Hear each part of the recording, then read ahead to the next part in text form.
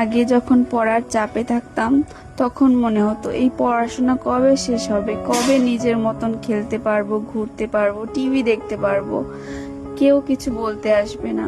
এখন যখন এই সময়টা পার করে এসেছি, এখন মনে হয় কোথায় গেল সেই হারিয়ে যাওয়া দিনগুলো।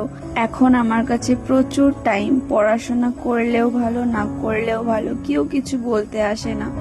তবুও কেন জানি না এই জীবনটা আর ভালো লাগে না, ফিরে যেতে ইচ্ছে করে পেছনে ফেলে আসা দিনগুলোতে।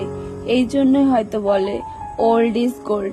আমি আহামরি খুব বড় হয়ে যাইনি, তবুও আমার এই কথাগুলো মাঝে মধ্যে খুব ভাবায়। তো যাই হোক, আজকে চলে এসেছিলাম বাজারে, কারণ বাড়িতে একদমই ভালো লাগছিল না, বোরিং লাগছিল। তার জন্য এখন বিকেল টাইম, তাই ভাবলাম একটু বাজার থেকে ঘুরে আসি।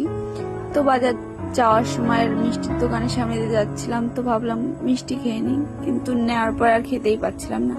তারপরেই চলে আসলাম মোমোর দোকানে মোমো খাওয়ার জন্য। আমার মোমো খুবই ফেভারিট, তো অনেক দিন ধরেই খাওয়া হচ্ছিল না, তাই ভাবলাম আজকে যাই, খেয়ে আসি। আমিও যেরকম মোমো খেতে পছন্দ করি, আমার সব ফ্রেন্ডরাও মোমো খেতে ভালোবাসে, কিন্তু সব ফ্রেন্ডরা আর ভালোবাসে না। আমার তো খুবই ভালো লাগে, আর এটা তো খুবই গরম ছিল, আমার মুখটাই জ্বলে যাচ্ছিল।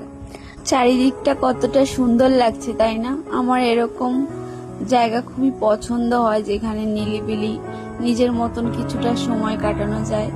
ঘাটের পাড়ে এসে চলে আসলাম। আমার যখন একটু মন খারাপ হয়, মনে হয় যেন এই জায়গাটাতে আসলে পরে মনটা ভালো হয়ে যায়।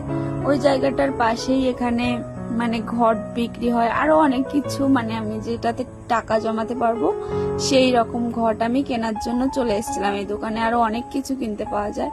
তো আমার ঘট, মানে এই ঘরটা যেটা আমার হাতে আছে, এটা আমার অতটা পছন্দ না, বাট আরেকটা যেটা আছে ওটা নেবে 50 টাকা, আর এটা নেবে 60 টাকা। এটা অনেকটাই বড়, তার জন্য আমি ভাবলাম যে এটাই নিই, যেটা পছন্দ সেটা নিতে পারলাম না। তারপরে ফুচকাটাই বা কেন বাদ থাকে, বাড়ি যাওয়ার পথে ফুচকাটাও খেয়ে নিলাম। তো আমার ভিডিওটা আজকে এই পর্যন্তই, দেখা হচ্ছে অন্য একটা ভিডিওতে। টাটা।